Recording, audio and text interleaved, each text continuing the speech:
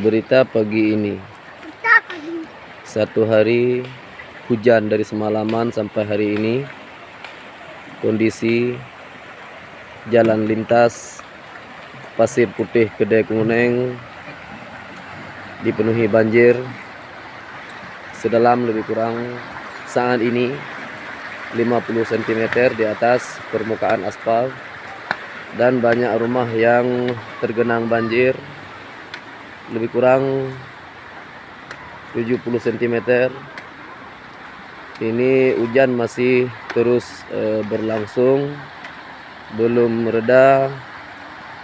Mungkin 2-3 jam lagi ke depan akan mencapai ketinggian air dalam 100 cm atau lebih. Ini tepatnya di Desa Payaawi, Kecamatan Uditunong, Kabupaten Aceh Timur. Yang saat ini beginilah kondisi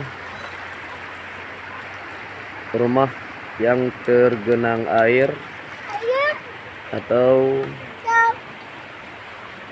yang mendapat bencana alam.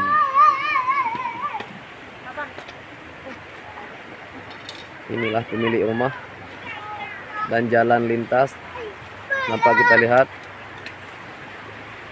jalan lintas Pasir Putih Kedai Kemuneng.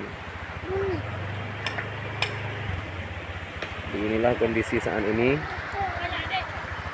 Ini salah satu pengendara motor yang menyeberangi air di jalan lintas tersebut. Sekian dapat kami informasikan.